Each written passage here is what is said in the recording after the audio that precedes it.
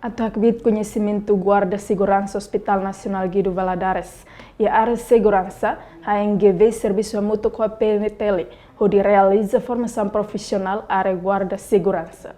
Segunda-feira, Loronçanulo Recensia Fulan Setembro, Tina Rihun Rua Ruanulo Recen Rua, Hospital Nacional Guido Valadares, Hamuto com Polícia Nacional Timor-Leste, oficializa a abertura da formação profissional e a área guarda segurança e a Centro Formação Polícia Comorodili. Comandante Operação Nacional Pentel, Superintendente CF Pedro Belo, catak formação é importante tebes ba guarda segurança, precisa reconhecimento com a técnico no tática. Kita betul acompanha kata curso de princípio que é importante teres.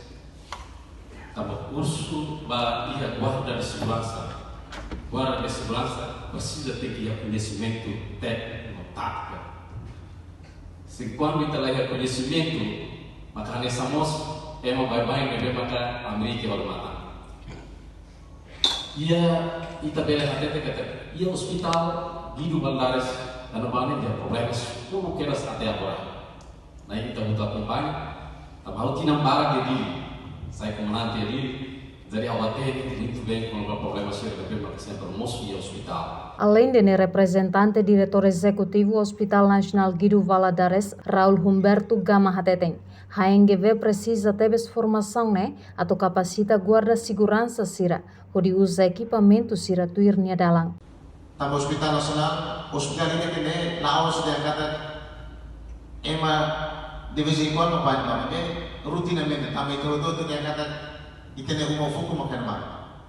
Tamo ini persija ya kapasitas sam, itene membro sene. Tamo durante kami halo fornecimento farda sene equipamento sene sahui, senhor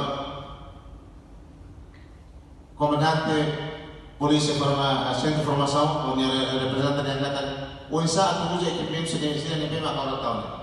Dibanding kau selahat kan, atau uja Unsa. Entah ini oportunidade dia kita.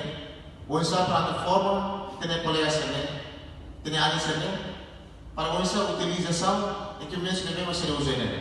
Para atendimento di Hospital Nacional, anessa itu ni uma. Para Unsa sudah belang halo atendimento profissional.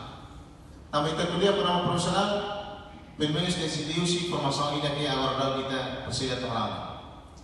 Também maka usumos para guarda segurança kita posisi tiense akru ba regras que memang durante a formação ini.